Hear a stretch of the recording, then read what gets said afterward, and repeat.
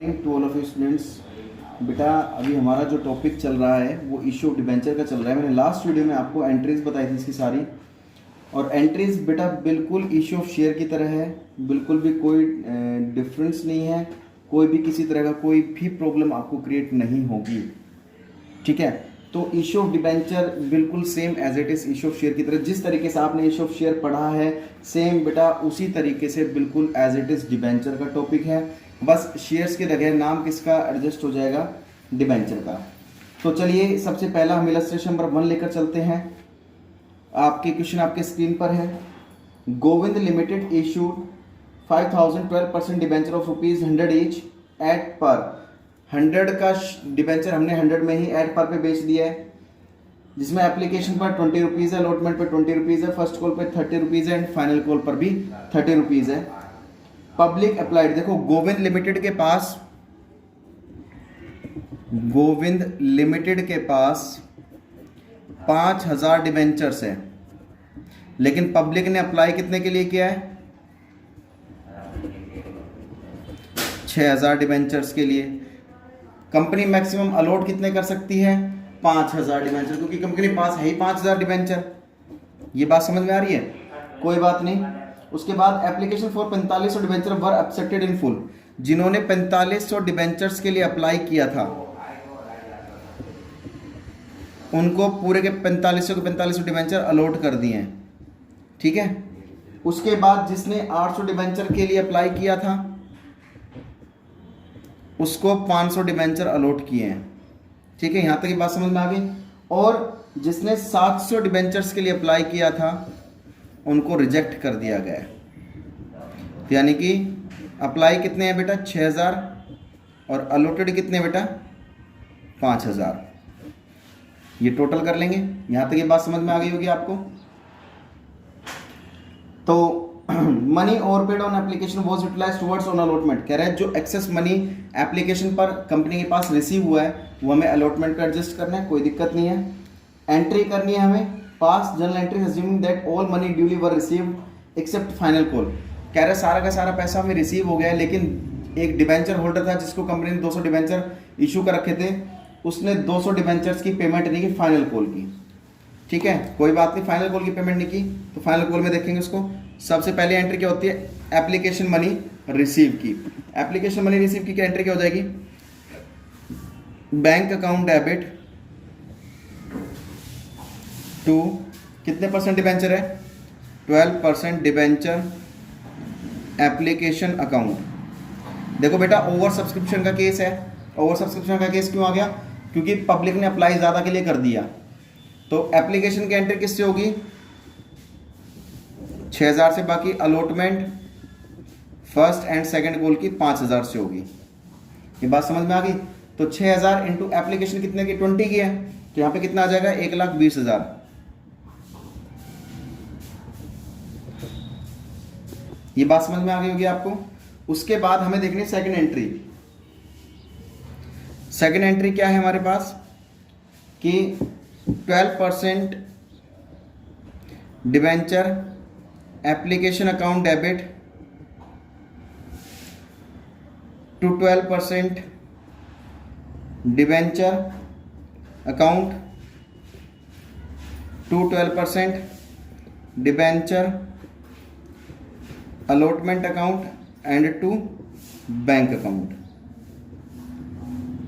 ठीक है, bank account. कहने का मतलब क्या है, यहाँ पर अलॉटमेंट पे जो एक्सेस अमाउंट एडजस्ट वो कहाँ पर होगा, देखो ये प्रोराटा वाला केस है। किसका केस है, प्रोराटा वाला। और जिसको रिजेक्ट कर दिया है वो हम कहाँ ट्रांसफर कर देते हैं, बैंक में।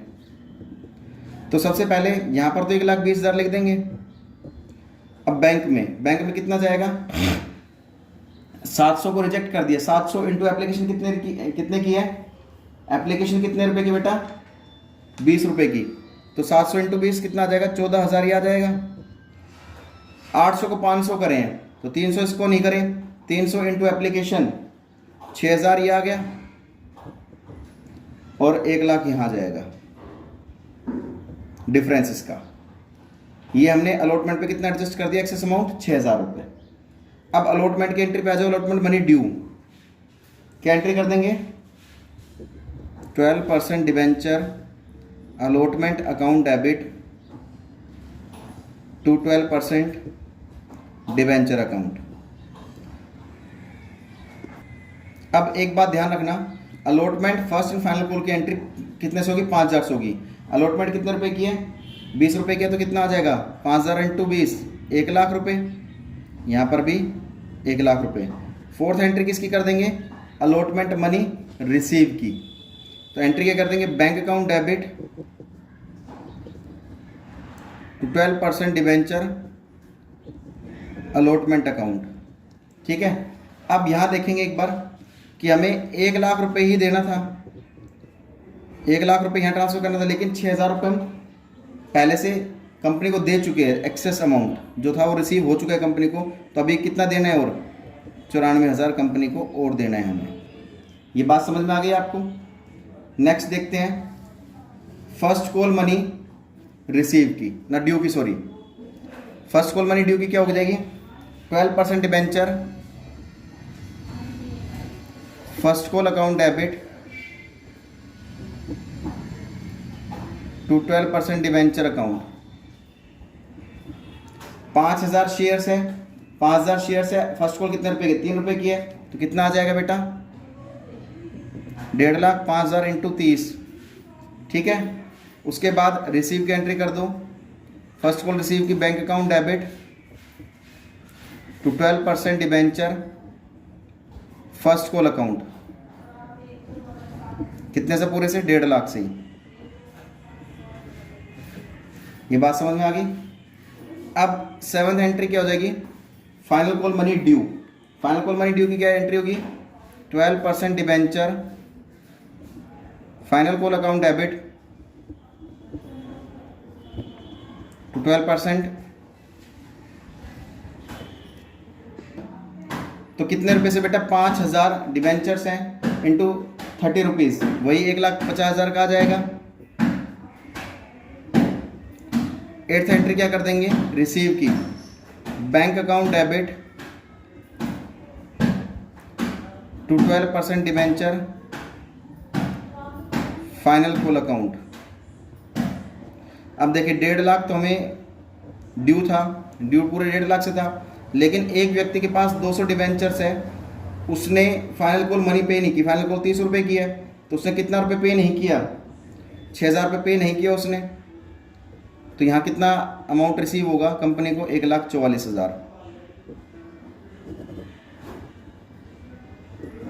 ये बात समझ में आ गई आपको? तो कुछ इस तरीके से आपको एक क्वेश्चन करना है। आप एक बार चाहो तो बेटा इसका स्क्रीनशॉट ले सकते हो। ये इलस्ट्रेशन नंबर फर्स्ट है आपका, बिल्कुल ये लीजिए, आप स्क्रीनशॉट ले लीजिए इसका। ये इलस्ट्रेशन नंबर फर्स्ट है। प्रैक्टिकल क्वेश्चन आपको 1 से 5 तक करने, 1 to 5 करने हैं बेटा, बिल्कुल सेम एज इट इज है। 1 to 5 आपको खुद करने हैं, और फिर भी अगर कोई प्रॉब्लम आएगी तो हम आपसे डिस्कस करेंगे, आप हमसे डिस्कस करना, आपकी हर प्रॉब्लम को सोल्व किया जाएगा। इतना ध्यान रखना, बस आपका क्वेश्चन ठीक होना चाहिए, कोई गड़बड़ी नहीं होनी चाहिए। सबसे दूसरी इंपॉर्टेंट बात, आपको फॉर्मेट मैंने बता रखा है। जर्नल एंट्री का फॉर्मेट क्या होता है? पहले सीरियल नंबर या डेट, या फिर पर्टिकुलर, फिर लेजर फोलियो का कॉलम, फिर डेबिट और क्रेडिट। और सबसे इंपॉर्टेंट बात एक और है कि हर एंट्री की नरेशन मैंने आपको पहले बता रखी है कि नरेशन भी आपको हर एंट्री की बहुत अच्छे से करनी है। बीइंग वर्ड यूज करके आपको हर एंट्री की नरेशन करनी है। तो जिन बच्चों ने बेटा इसका स्क्रीनशॉट नहीं लिया है वो स्क्रीनशॉट ले लें। और फिर अगेन मैं एक बात रिपीट कर देता हूं, आपको 1 से 5 क्वेश्चन तक 1 to 5 आपको अच्छे से करने हैं। पहले आपको इलस्ट्रेशन पढ़ के देखने हैं, फिर उसके बाद आपको प्रैक्टिकल क्वेश्चन करने हैं। बस इतना ध्यान रखना, ओवर सब्सक्रिप्शन के केस में, ओवर सब्सक्रिप्शन का कैसे पता लगेगा? कंपनी के पास डिबेंचर्स तो 5,000 है, लेकिन पब्लिक ने अप्लाई 6,000 के लिए कर दिया, तो यानी कि ओवर, यानी कि ज़्यादा के लिए कर दिया पब्लिक ने अप्लाई, जबकि कंपनी मैक्सिमम कितने बेच सकती है? 5,000। तो इतना ध्यान रखना, एप्लीकेशन की तो एंट्री होगी जितने पब्लिक ने अप्लाई किया है, बाकी allotment first and final call की एंट्री किससे होगी? जितना कंपनी के पास डिबेंचर्स हैं। ठीक है, इन चीज़ों का खास तौर से ध्यान रखना। बाकी आगे जो टॉपिक्स पढ़ेंगे उस पर और भी हमारा जो माइंड है वो क्लियर होता चला जाएगा, कंसेप्ट हमारे क्लियर होते चले जाएंगे। तब तक बेटा आपको ये पढ़ना है, समझना है। सेफ रहिए, सुरक्षित रहिए। जय हिंद, जय भारत।